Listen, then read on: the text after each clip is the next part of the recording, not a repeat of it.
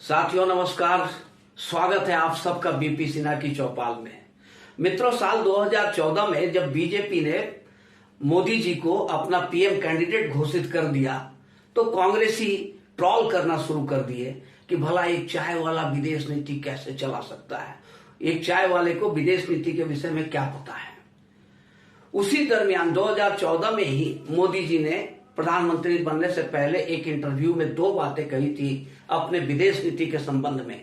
पहला कि हमारा विदेश नीति में इंडिया फर्स्ट होगा, और दूसरी कि हम ना तो किसी से आंख झुकाकर बात करेंगे, ना ही आंख दिखाकर बात करेंगे, बल्कि आंख में आंख मिलाकर बात करेंगे।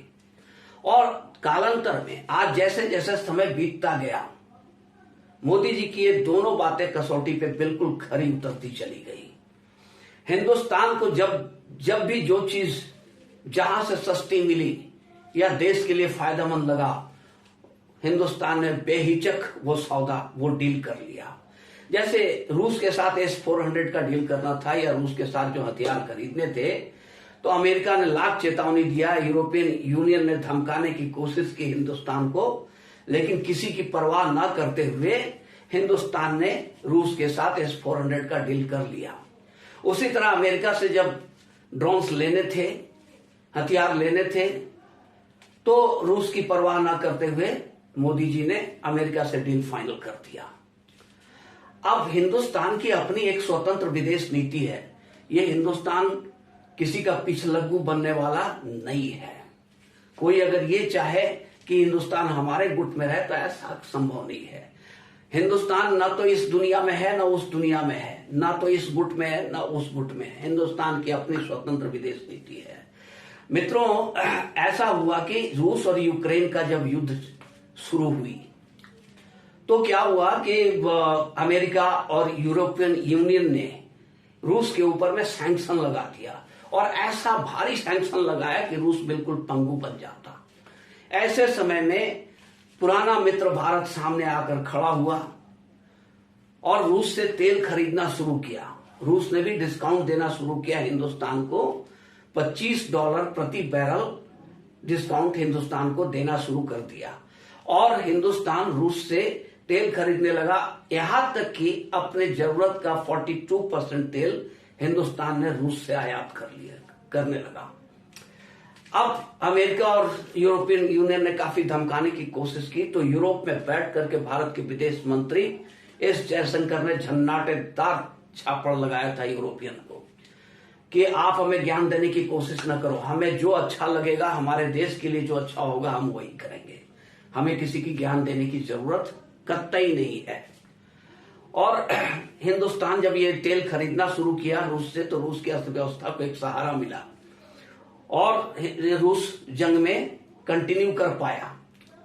अब ऐसा हुआ कि हिंदुस्तान रूस, जब तक पुतिन नहीं थे तब तक हिंदुस्तान और रूस की दोस्ती अबाध रूप से चलती रही, लेकिन पुतिन के आने के बाद पुतिन ने कई बार कलाबाजियां खाने की कोशिश की।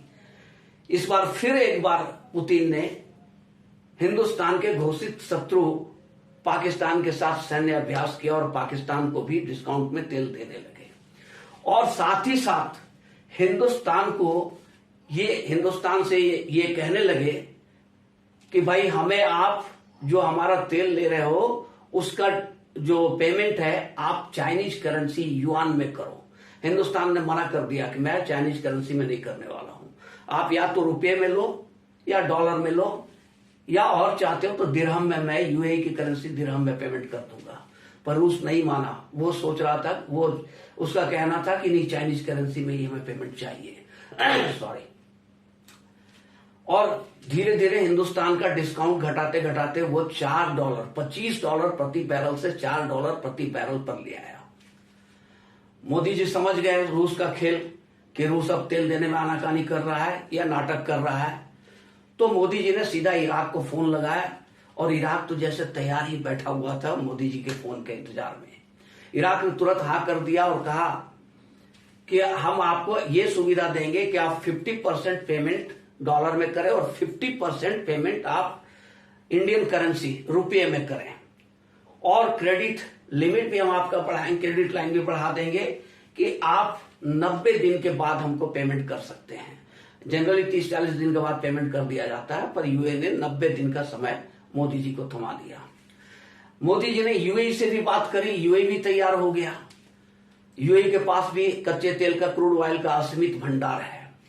तो मोदी ने जब यूएई और इराक से डील फाइनल किया, तब सोवियत रूस को यह समझ में आया, पुतिन को यह समझ में आया कि चीन का तो कोई भरोसा है नहीं, वो कब दगा दे जाएगा, और हिंदुस्तान जैसा आजमाया हुआ पुराना दोस्त भी अब हाथ से निकल जाएगा।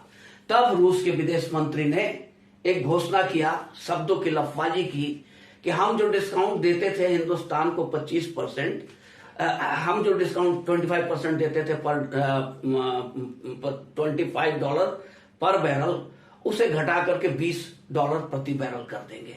हम थोड़ा सा डिस्काउंट घटा रहे हैं हिंदुस्तान का।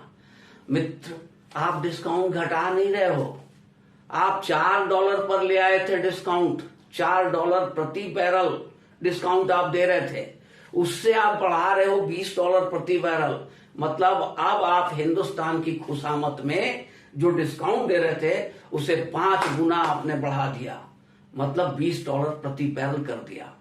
पर अब हिंदुस्तान अपने सारे अंडे किसी एक टोकरी में रखने के मूड में कतई नहीं है।